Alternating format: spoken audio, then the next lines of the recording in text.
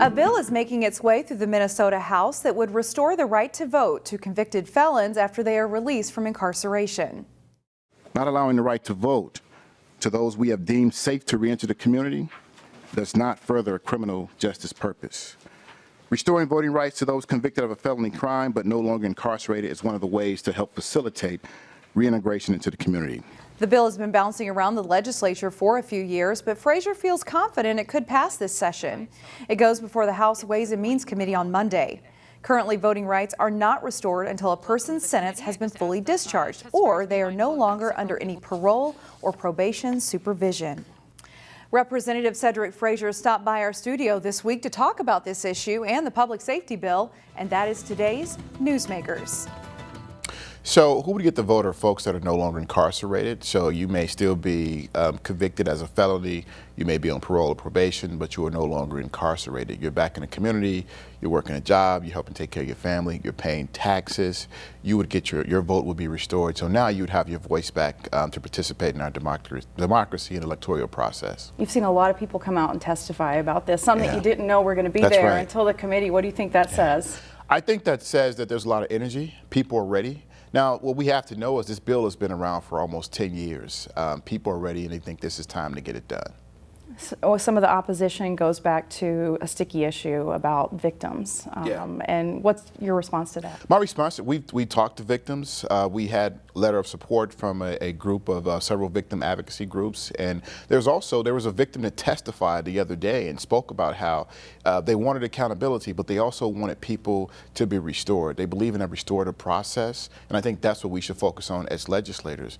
I do believe in accountability. We punished individuals, we put them in, we put them inside, we put them in prison, but now we're saying you're safe, go back into the community and do good things. Let's give them their right and their voice back to participate in our democracy. You think this one's going to get through this year?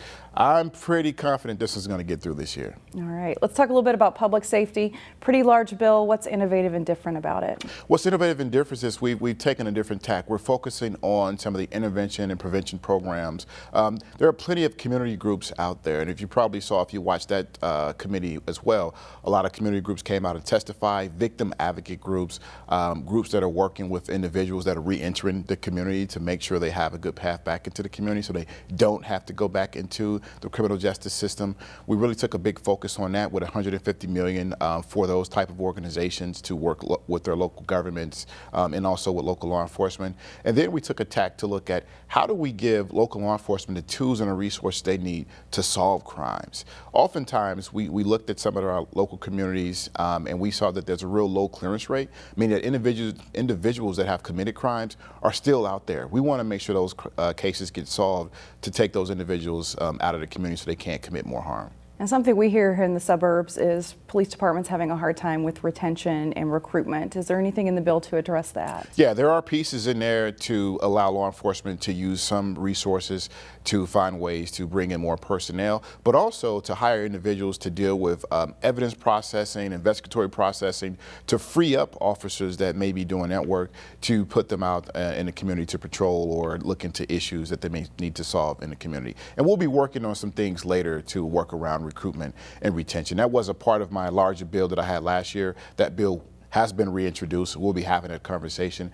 And what I always tell folks, we have to look, there's tons of industries and professions that we're really having a problem filling positions. Absolutely. So we want to take a broader look. Law enforcement is one of them, but we're going to be taking a look at that. All right, you're a busy guy, Representative Cedrick Frazier, New Hope. Thanks for stopping by today. Thank you for having me. Always a pleasure. Find more local news stories at ccxmedia.org and follow us on social media.